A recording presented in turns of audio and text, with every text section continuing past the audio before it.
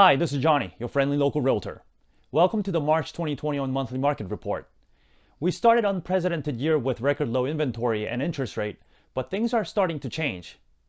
Today, we're going to look in depth to what this is and find out what's expected for the housing market going forward.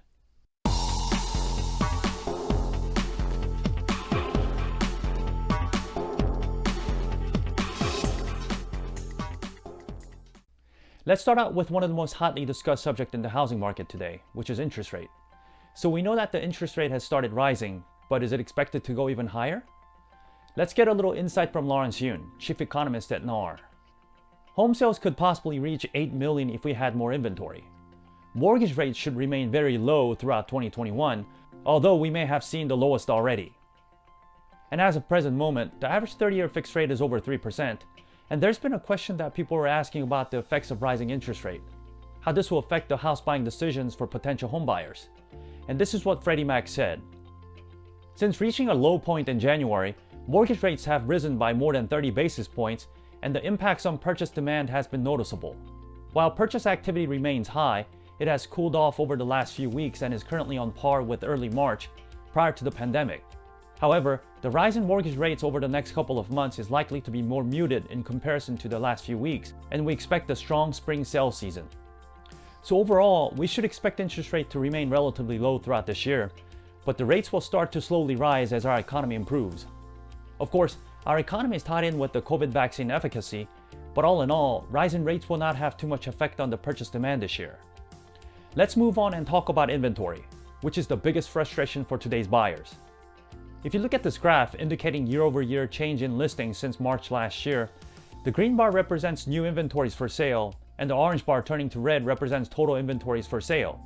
So as we see here, as soon as new inventories or listings come into the market, it's being purchased immediately, putting total inventory numbers desperately low all across our country. So it seems like we're seeing less and less inventory as time progresses. But how about Georgia? Let's look in depth and see where we are. This graph takes us back 5 years ago from January 2016 to now. If you take a close look, each high points represent the warmer season and low points colder season. But if you look around April 2020, something dramatic happens. You can see the inventory numbers plummeting, almost seems to drop straight down. If your memory serves you well, April last year was when Georgia reopened its economy, and from then on, people have been buying up homes as soon as it was available for sale. And we're right now at a critically low point. In January, we had 1.2 months of inventory, and in February, we went down again to 1.1. So what can alleviate home shortages that we're facing right now? I spoke about this before in last month's market report, where I mentioned more inventories to come from the builders, but again, whether we'll see more inventory or not has mostly to do with the vaccine. David Burson, chief economist for Nationwide Mutual, gives us this insight. As the COVID-19 vaccine becomes more available and the economy improves, he predicts that more homeowners, realizing the equity gains in their homes, will list their existing homes, and that could help alleviate some housing shortages. And speaking of more homes to come into the market, I want to talk to you about this thing called sweet spot, or the best time for selling something. The sweet spot for selling anything is when there's fewer of that item available in the market than any other time. Well, for homes, that's usually around January, February, or the very end of the year.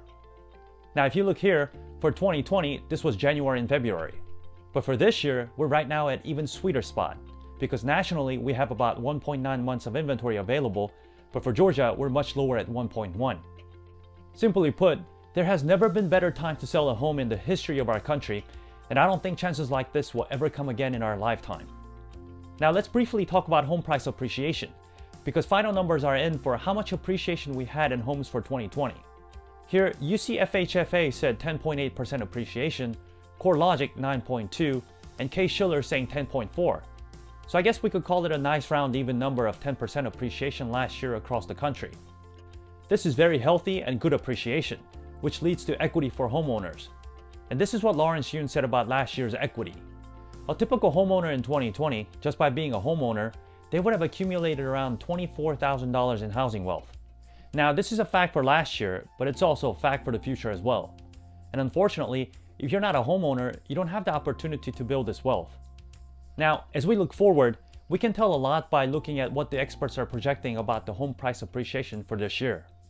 If you look at this most recent forecast, We see MBA expecting a big jump over 10%, and others following down from there, averaging out at 5.9%. They expect a lesser appreciation than last year because more inventories are expected to come into the market, whether it be from the builders, from people waiting for things to be safer, and from people that's been affected by the pandemic. But most of all, these rates are subject to change depending on how many people feel safe to list their homes in the market this year. Well, this wraps up today, and I hope what I covered gave you some sort of assurance in making your important real estate decision for this year. Lots of things are happening in the housing market, but one thing for certain is that there has never been a better time to sell your home in the history of our country, and chances like this will probably never come back again in our lifetime. If you have any questions, feel free to reach out to me, and I'll see you again next time. Goodbye.